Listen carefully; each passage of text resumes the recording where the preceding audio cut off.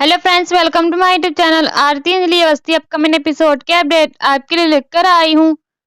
Video शुरू करने से पहले मेरी आप लोगों से एक छोटी सी रिक्वेस्ट है, प्लीज वीडियो को हाइप कर देना एंड चैनल को सब्सक्राइब कर देना। Thank you. यहाँ पर आरती जो होती है वेद को लेकर के मंदिर पहुंच जाती है और वहां पर जाकर के वो महादेव के सामने दोनों हाथ जोड़ते हैं।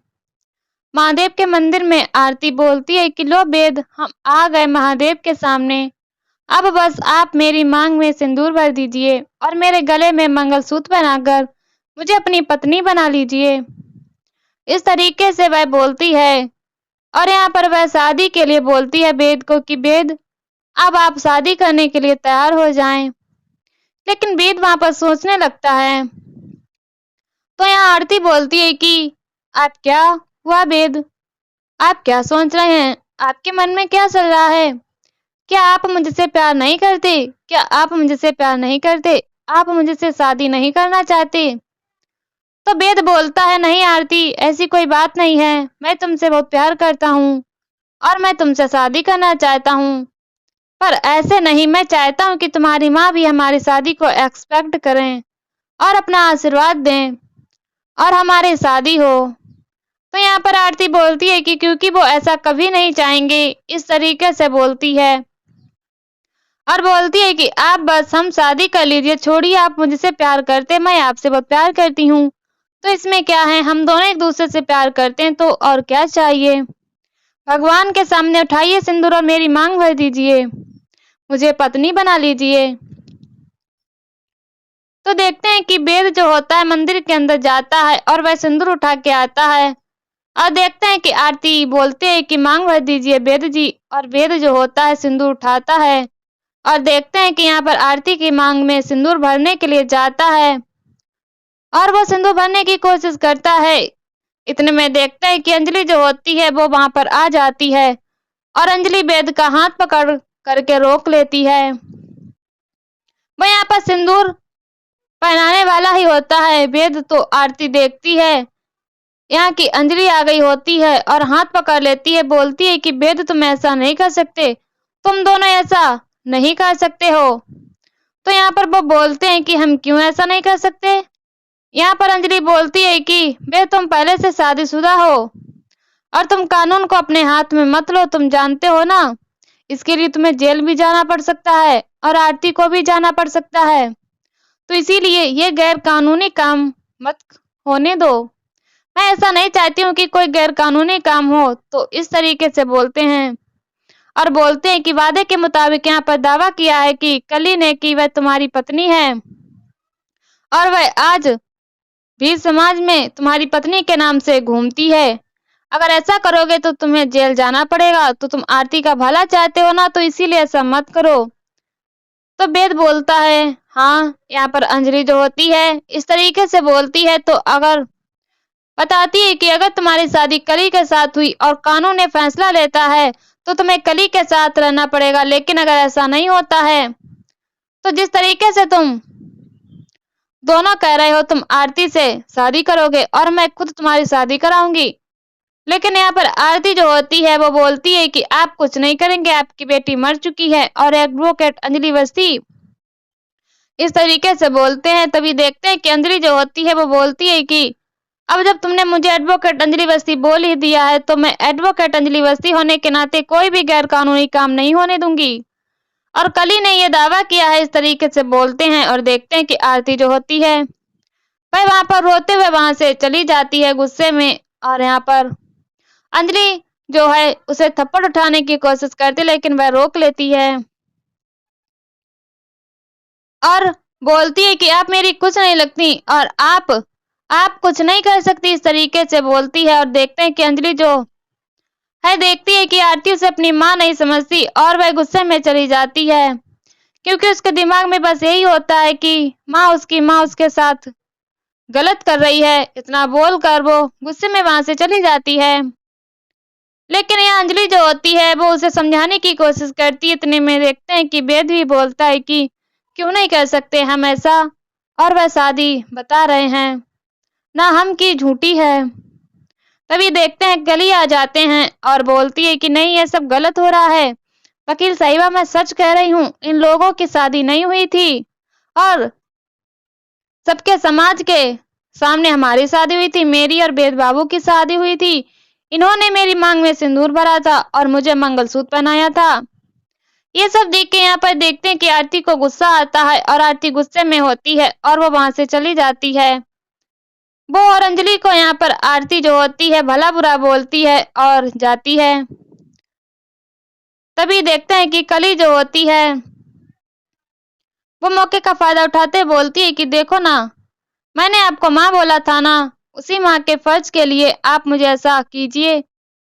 आप वेद बाबू की शादी नहीं होने देंगे। तो यहाँ पर अंजलि बोलती है कि हाँ, मैं कोई भी गैर कानूनी काम नहीं होने दूंगी। अगर तुमने दावा किया है कि वे तुम्हारी शादी वेद के साथ हुई है तो कानून ये फैसला लेगा, और अगर तुमने गलत बोला है, झूठ बोला है, तो वेद की शादी आरती के साथ होगी। ये कानून फैसला करेगा। तो वो इस तरीके से बोलती है और यहाँ पर देखते हैं तभी कली जो होती है वेद के पैर पकड़ करके रोने लगती है कि वेद बाबू, आप मेरे हैं, आप मेरे ही हैं, आप दूसरी शादी नहीं कर सकते, आप कोई शादी नहीं कर सकते, आपकी शादी मेरे साथ हुई है।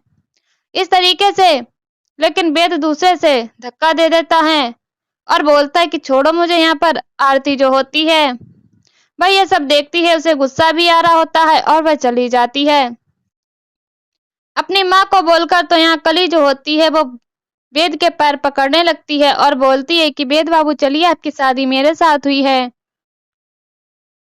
और उसके पैर पकड़ के लटकने लगती है। प्लीज मुझे माफ कर दीजिए, आप मुझे प्यार करते हैं, मैं आपसे बहुत प्यार करती हूँ। प्लीज वेद बाबू, आप खुद दूसरी शादी नहीं कर सकते, आपकी शादी मेरे साथ हुई है। इस तरीके से वह पैर पकड़कर वहां पर रोने लगती है। तो वेद उसे बोलता है कि आई एम सॉरी, पर इस जन्म क्या अगले 7 जन्म के लिए मैं सिर्फ आरती का हूँ।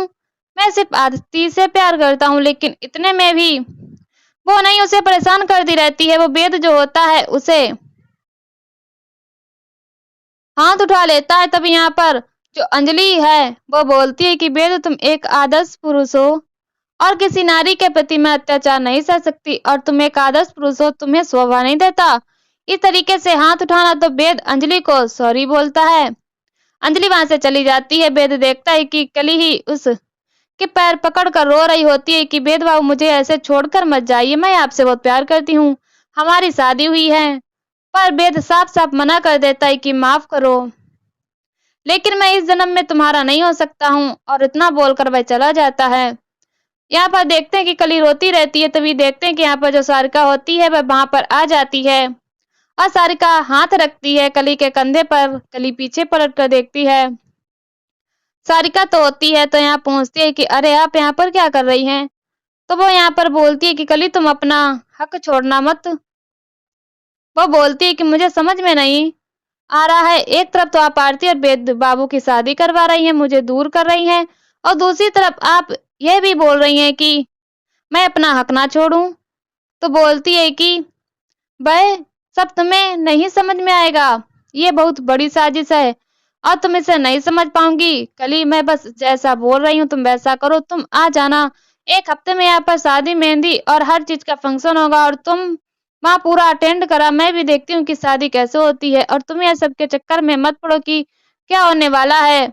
बस यही समझ लो कि ये मेरी एक बहुत बड़ी चाल है। यहाँ दूसरी तरफ देखते हैं कि ऐसे भी पंकज पुरोहित जो होते हैं वो राजवंशी परिवार को पकड़ कर ले गए होते हैं थाने में, और यहाँ पर उधर राजवंशी से पूछते हैं कि बताओ पद्धा कहाँ है, पद्धा के बारे में बोलो। और कॉलर पकड़ते हैं और बोलते हैं कि मैं आपकी उम्र का लिहाज कर रहा हूँ और आपके राजवंशी होने का इज्जत करता हूँ, इसीलिए मैं आपसे पूछ रहा था कि आप चुपचाप बताइए कि कहाँ पर है पद्धा, लेकिन आप बता नहीं रहे हैं तो मैं आपको इसके लिए कुछ भी कर सकता हूँ। तो वो यहाँ पर देखते हैं कि सोनल जो होती है वो बोलती है कि आप ऐसे कैसे कर सकते हैं, आप नहीं कर सकते हैं, उन्हें नहीं पता पद्धा कहाँ है। तो वो वहां पर बोलते कि मुझे पता है, तुम लोगों ने पद्धा का चालान कर दिया और इसके लिए मैं मीडिया और प्रेस को बुला सकता हूँ, और आपको 1 मिनट भी नहीं लगेगा बदनाम करने में कि आप लोग महिलाओं की तस्करी करते हैं। इस तरीके से बोल ही रहे थे तभी देखते हैं कि वहां पर राघव सिंह राजपूत आ जाता है और बोलते हैं कि एसीपी पंकज पुरोहित, ये तुम क्या कर रहे हो, तुम जानते हो ना कि मैं इसके लिए तुम्हें क्या कर सकता हूँ। तो तुम्हारे पास क्या प्रूफ है? तुम किस तरीके से इनको किस बेसिस पर लेकर आए हो? यहाँ पर वह बोलता है कि मुझे सब पता है। पंकज पुरोहित से बोलते हैं कि पद्धा गायब है, पद्धा मिसिंग है और पद्धा का किडनैप हुआ है। इसके लिए तो यहाँ पर बोलते हैं कि सो व्हाट, तुम्हारे पास इसका क्या सबूत है? इस तरीके से तुम कैसे, तुम्हारे पास कोई प्रूफ है? तुम जानते हो, तुम्हें पता भी है ये एक अच्छे परिवार से बिलोंग करते हैं और तुम्हें शायद पता भी नहीं है कि अब इनका सीधा ताल्लुक राजवंशी परिवार से है और ये हम इनके घर का बेटा हमारे घर का दामाद होने वाला है। कुछ दिन में हमारी रिश्तेदारी होने वाली है और तुम इस तरीके से कैसे कर सकते हो? तुम जानते हो ना कि इन सब चीजों के लिए मैं तुम्हें सस्पेंड भी करवा सकता हूँ। और वो बोलते हैं कि मुझे पता है कि तुमने सत्य के केस में कैसे सब लोगों का एनकाउंटर किया था और इन सब का प्रूफ हमारे पास चंदवान के पास है और वो 1 मिनट भी नहीं लगेगा साबित करने में। तभी देखते हैं कि यहाँ एसीपी पंकज पुरोहित सर बोलते हैं कि आप मुझे डरा रहे हैं, धमका रहे हैं। तो बोलते नहीं, मेरे पास इन सब का सबूत है। तभी देखते हैं कि ये पर राघव सिंह राजपूत इस तरीके से बोलता है तो अभी वो बोलता है कि एसीपी पंकज पुरोहित, मैं भले ही इस घर में वकील तो नहीं हूँ लेकिन इस घर का सदस्य होने के नाते मैं बता रहा हूँ कि हमारे घर, इनके घर का लड़का हमारे घर का दामाद होने वाला है और आरती हमारे घर की बेटी और हमारे घर में रिश्ता जुड़ने वाला है। तो तुम ये जो कर रहे हो इन सब के लिए तुम जानते हो ना कि तुम्हें कितना भुगतना करना पड़ेगा।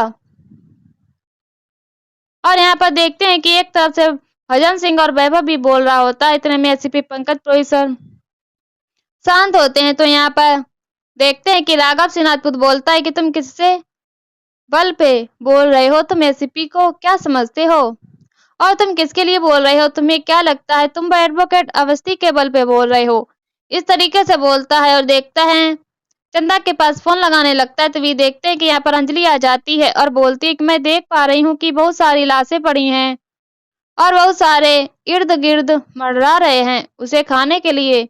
इतने में वो आ जाती है अंजलि और बोलती है कि शायद आप लोग बोल रहे हैं कि मेरा नाम एडवोकेट अंजलि अवस्थी, कोर्ट में मेरी बात चलती है और कोर्ट के बाहर मेरा हाथ। और अपने ससुर बोलते हैं, सो कॉल्ड ससुर जी, आप किस दबाने की कोशिश कर रहे हैं? आप इसीलिए छुपा रहे हैं वेद को मोहरा बनाकर कि कहीं आपका पोल ना खुल जाए।